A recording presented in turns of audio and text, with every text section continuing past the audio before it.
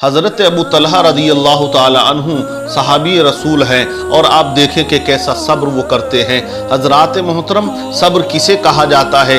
صبر کی ڈیفینیشن کیا ہوتی ہے؟ صبر کی کنڈیشن کیا ہوتی ہے؟ آج ہمارا معاملہ تو یہ ہے کہ ہمیں اگر بریانی میں بوٹی ہاتھ نہ آئے تو کہتے ہیں ہم نے صبر کر لیا ہے، لیکن آؤ میں آپ کو بتاؤں کہ صبر کسے کہا جاتا ہے اور صبر پر اجر کیا ملا کرتا ہے۔ حضرت ابو طلحہ رضی اللہ تعالی عنہ صحابی رسول ہیں، ان کا ایک بیٹا ہے، بچہ بیمار ہو گیا، بچے کو نمونیا ہو گیا، سانسیں اٹک اٹک کے آ رہی ہیں۔ حضرت ابو طلحہ رضی اللہ تعالی عنہ سفر پہ جا رہے ہیں، مال تجارت آپ نے تیار کر لیا ہے، لیکن آپ نے چلتے ہوئے اپنی بیوی سے کہا، اے میری بیوی، یہ بچہ ہے، اس کا خیال رکھیے گا، یہ بیمار ہے۔ بیوی نے کہا، میرے شوہر آپ بے فکر ہو کے جائیے گا، میں بچے کا بھرپور خیال کروں گی۔ ان کی بیوی حضرت ام سلیم رضی اللہ تعالی عنہا ہیں۔ حضرات کیسی جنتی عورت ہے، یہ وہ عورت ہے جن کے تعلق سے پیغمبر نے ارشاد فرمایا اگر کسی کو جنتی عورت دیکھنا ہے تو وہ حضرت ام سلیم کو دیکھ لے۔ حضرت ابو طلحہ کی بیوی وہ خوش نصیب عورت جنہیں مصطفیٰ نے دنیا کے اندر جنتی ہونے کی بشارت عطا فرما دی ہے۔ حضرت ام سلیم کیسی جنتی عورت ہے، ایک مہمان آپ کے گھر پہ آ جاتا ہے، حضرت ابو طلحہ اس کو لے کر آتے ہیں۔ حضرات شام کا وقت ہو گیا، سورج غروب ہو چکا ہے، اندھیرا چھا جاتا ہے، کھانے کا وقت ہے۔ حضرت ابو طلحہ رضی اللہ تعالی عنہ نے کہا، میری بیوی یہ ہمارا مہمان ہے، ہم اس کو کھانا کھلانے کے لیے لے کر آئے ہیں۔ حضرت ام سلیم نے کہا، اے میرے شوہر، گھر میں تو کھانا اتنا موجود ہے کہ بس ایک شخص کا پیٹ بھر سکتا ہے، دو مل کر کھائیں گے تو پیٹ کسی کا نہیں بھر پائے گا۔ اب یہ ہمارا مہمان ہے، اگر آج یہ بھوکا چلا گیا تو ہم رسوا ہو جائیں گے، یہ ہمارا اخلاقی فریضہ نہیں ہے کہ ہمارے یہاں سے بھوکا جائے۔ اب یہ دسترخوان پہ کھانا کھائے گا تو اب ایسا نہیں کہ اس کو ہم بٹھا دیں، آپ کو بھی اس کے ساتھ بیٹھنا پڑے گا۔ یہ تہذیب اور یہ کلچر ہمارا نہیں ہے کہ مہمان کو خالی اکیلے کھانا کھلا دیا جائے، اکیلے دسترخوان پہ بیٹھا دیا جائے۔ حضرت ابو طلحہ نے کہا، پھر کیا کیا جائے؟ تو بیوی نے کیسا مفید مشورہ دیا۔ آج کی اگر ہوتی تو وہ اور تہمتیں اپنے شوہر پہ لگاتی، برا بھلا وہ اپنے شوہر کو کہتی کہ جب تمہاری حیثیت نہیں، تمہاری اوقات نہیں تو مہمان کو لے کر کیوں آئے ہو؟ لیکن حضرت ابو طلحہ کی بیوی حضرت ام سلیم رضی اللہ تعالی عنہا نے مشورہ دیا، اے میرے شوہر، تم مہمان کے ساتھ دسترخوان پہ کھانا کھانے بیٹھ جانا اور میں چراغ کی لو کو ٹھیک کرنے کے بہانے اڑ جاؤں گی اور میں اسی اشنا میں، اسی درمیان میں چراغ کو بجھا دوں گی، اندھیرا ہو جائے گا، اسی اندھیرے کے اندر مہمان ہمارا کھانا کھاتا چلا جائے گا اور آپ ساتھ میں منہ چلاتے رہنا تاکہ مہمان کو یہ پتہ نہ چلے کہ آپ نے کھانا نہیں کھایا، وہ یہ احساس کرے کہ ہاں آپ نے بھی مل کر کھانا کھایا ہے۔ اس طرح ہماری غربت بھی چھپ جائے گی اور ہمارا اخلاقی فریضہ بھی پورا ہو جائے گا، ہمارے مہمان کا پیٹ بھی بھر جائے گا اور وہ خوش ہو جائے گا۔ لیکن حضرات یہ وہ لوگ تھے جو مہمانوں کی خدمت کیا کرتے تھے، مہمانوں کا ویلکم کیا کرتے تھے۔ لیکن آج کا دستور اور ماحول تو یہ ہے کہ سچ کہوں مجھ کو یہ عنوان برا لگتا ہے، ظلم سہتا ہوا انسان برا لگتا ہے، اور کس قدر ہو گئی مصروف یہ دنیا اپنی، ایک دن ٹھہرے تو مہمان برا لگتا ہے، ایک دن ٹھہرے تو مہمان برا لگتا ہے۔ اور آج کل کے بیٹے بیٹیوں کو بوڑھے ماں باپ کا فرمان بھولا رکھتا ہے، بوڑھے ماں باپ کا فرمان برا لگتا ہے۔ حضرت ابو طلحہ نے مہمان کو کھانا کھلا دیا اور وہ رخصت ہو جاتا ہے، لیکن یہ سفر کا سامان باندھے ہوئے تیار ہے، جا رہے، کہا بیوی بچہ بیمار ہے، خیال رکھیے گا۔ حضرت ام سلیم نے کہا، شوہر آپ بے فکر ہو کے جائیے، میں بچے کا بھرپور خیال رکھوں گی۔ حضرت ابو طلحہ چلے گئے، تجارت کی غرض سے گھر سے باہر نکل جاتے ہیں۔ حضرات ادھر وہ نکلتے ہیں اور ادھر بچے کا انتقال ہو جاتا ہے۔ اب دیکھیے وہ وقت ایسا وقت تھا، وہ دور ایک ایسا دور تھا کہ ٹیلی ویژن کا زمانہ نہیں، موبائل کا زمانہ نہیں، بال لیس کا زمانہ نہیں، سیٹلائٹ کا زمانہ نہیں، جیسے آج خبریں دے دی جاتی ہیں، آج بتا دیا جاتا ہے فلاں صاحب کا انتقال ہو گیا، فلاں وقت پہ ان کا دفن ہو جائے گا، لوگ وقت مقررہ پر حاضر ہو جاتے ہیں۔ اور پہلے کا معاملہ ایسا ہوتا تھا کہ لوگوں کو خبر تک نہ لگا کرتی تھی، رشتہ دار قریب کا انتقال کر جاتا اور اس کے قریب کے رشتہ دار کو پتہ کب چلتا تھا؟ جب 10واں ہو جاتا، کبھی 20واں ہو جاتا تو وہ پھر 40ویں میں جا کے حاضر ہوتا تھا۔ لیکن اب تو سوشل میڈیا کا زمانہ ہے، ایک انتقال ادھر ہوا، ادھر سوشل میڈیا پہ خبر پھیلی، پوری دنیا میں 1 मिनट के अंदर पूरी खबर फैल जाया करती है।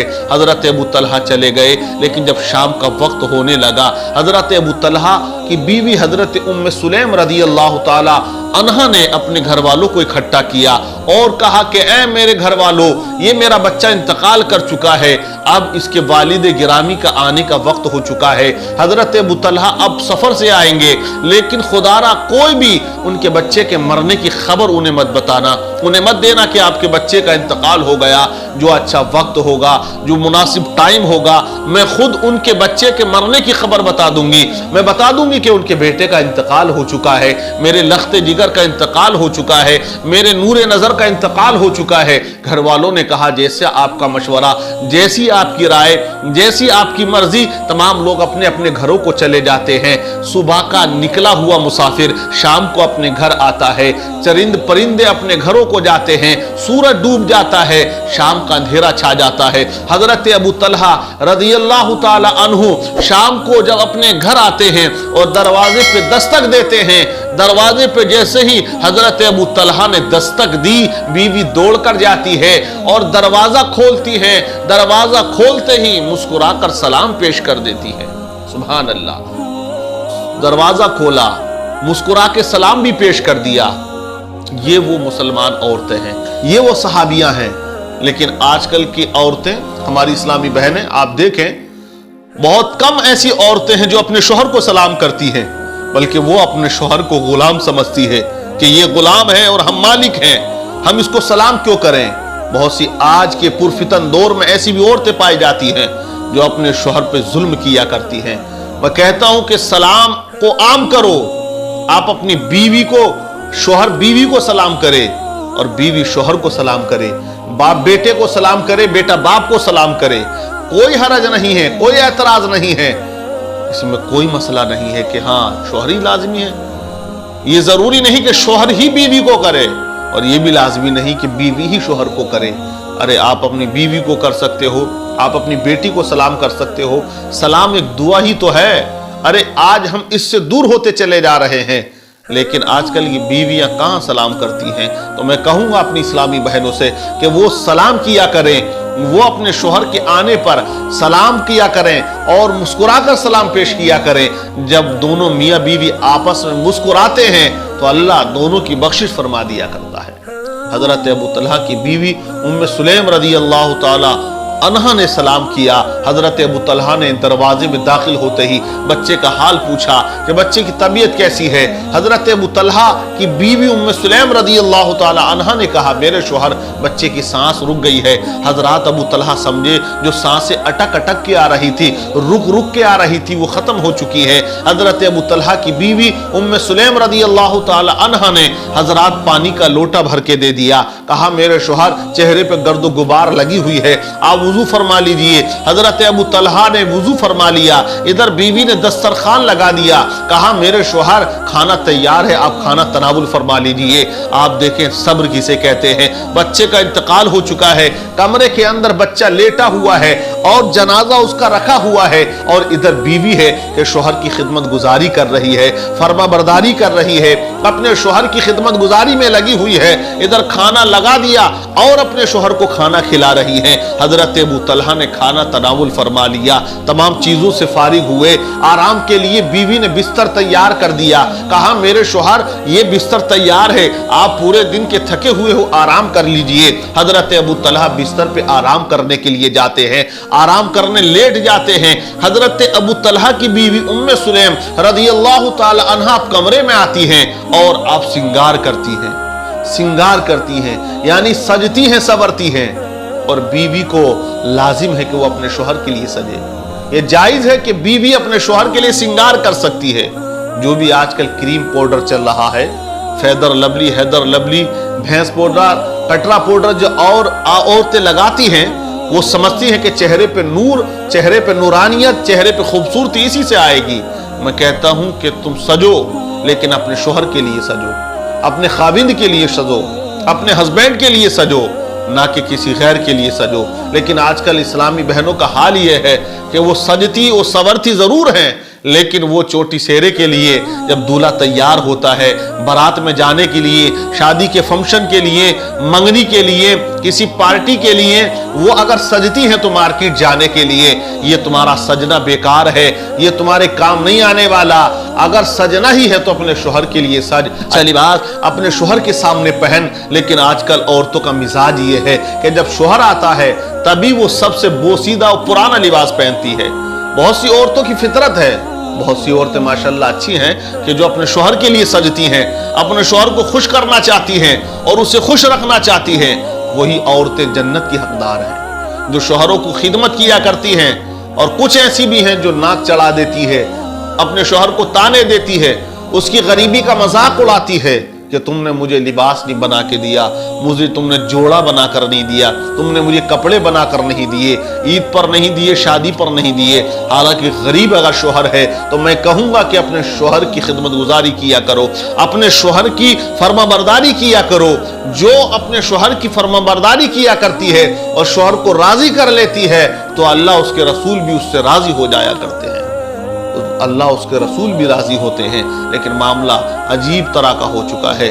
मैं कहता हूं कि क्रीम और पाउडरों से हालांकि नूर नहीं आता। शायर कहता है सभी की जिंदगी में ये दिन जरूर आता है, ये हुस्न फानी है क्यों कर गुरूर आता है। किसी भी क्रीम या पाउडर से कुछ नहीं होता, नमाज पढ़ने से चेहरे पे नूर आता है, नमाज पढ़ने से चेहरे पे नूर आता है। तो नमाजों की पाबंदी हमें करना चाहिए। हजरत अबू तलहा की बीवी हजरत उम्मे सुलैम रदी अल्लाह तआला अन्हा सिंगार करती है, सजती है, इतना सजी, इतना सवरी कि आज से पहले कभी इतना सिंगार नहीं किया था। सज के सवर के पहुंच गई अपने शोहर के करीब। हजरत अबू तलहा ने देखा प्यार आ गया, प्यार आया तो उन्होंने अपनी तमाम ख्वाहिशात को पूरा कर लिया। हजरत अबू तलहा खाने से भी फारिग हो गए, तमाम अपनी जरूरियात से फारिग हो जाते हैं, अपनी ख्वाहिशात को भी मुकम्मल कर लिया है। हजरत अबू तलहा की बीवी अब बैठ जाती हैं और अब सवाल करती हैं, कहा मेरे शोहर एक मसला पूछना चाहती हो। हजरत अबू तलहा रदी अल्लाह तआला अन्हु ने कहा मेरी बीवी पूछो क्या पूछना चाहती हो। कहा कि मेरे शोहर मसला यह है कि अगर अमानत के तौर पर कोई चीज हमें मिले और उसका मालिक अगर अपनी अमानत को वापस ले ले, अपनी दी हुई चीज को वापस ले ले, तो क्या आप शिकवा करोगे या शिकायत करोगे या कोई आप बेसब्री का इजहार करोगे। हजरत अबू तलहा ने फरमाया ऐ मेरी बीवी, मुस्तफा ने हमें यह दर्स नहीं दिया है, इस्लाम हमें यह पैगाम नहीं देता है। इस्लाम तो यह पैगाम हमें देता है अगर किसी की अमानत तुम्हारे पास में हो तो कभी उसकी अमानत में खयानत मत करो, उसकी अमानत को उसके अमीन तक मोहब्बत अकीदत के साथ पहुंचा दो और सब्र के साथ पहुंचा दो। हजरत अबू तलहा की बीवी उम्मे सुलैम ने पलट के कहा ऐ मेरे शोहर, अल्लाह ने हमें एक बेटा दिया था और वो अल्लाह की अमानत था, आज अल्लाह ने अपनी अमानत को वापस ले लिया है। अबू तलहा कहने लगे मेरी बीवी मतलब क्या है। कहा मतलब यह है कि हमारे बच्चे का इंतकाल हो चुका है। हजरत अबू तलहा जब सुनते हैं तो तड़प जाते हैं। कहा मेरी बीवी मैं बाहर से आया, तुमने मुझे खाना भी खिला दिया, हालांकि बच्चे का लाशा हमारे घर में रखा हुआ है, तुमने मेरी तमाम ख्वाहिशात को पूरा कर दिया है और उसके बावजूद तुमने मुझे बताया नहीं है। हजरत अबू तलहा रोने लगे। अब दोनों मियां बीवी बगलगीर होकर रोते रहे। जब नमाज फज्र का वक्त होता है हजरत अबू तलहा नमाज फज्र के लिए मस्जिद नबवी में जाते हैं। आका करीम सल्लल्लाहु अलैहि वसल्लम की नजर हजरत अबू तलहा के चेहरे पे पड़ती है। आका मुस्कुरा देते हैं, हजरत अबू तलहा को करीब बुलाते हैं और इरशाद फरमाते हैं ए अबू तलहा, रात जो तुम्हारी बीवी ने सब्र किया है, रात जो तुम्हारी बीवी ने तुम्हारी खिदमत की है, अल्लाह की रहमत इतनी खुश हो गई है, इतनी खुश हो गई है कि रात ही तुम्हारे मुकद्दर में मरने वाले बच्चे से अच्छा बच्चा अता फरमा दिया है और रात ही जो आपने अपनी बीवी से मुलाकात की है, अल्लाह ने वो बच्चा आपकी बीवी के शिकम में भेज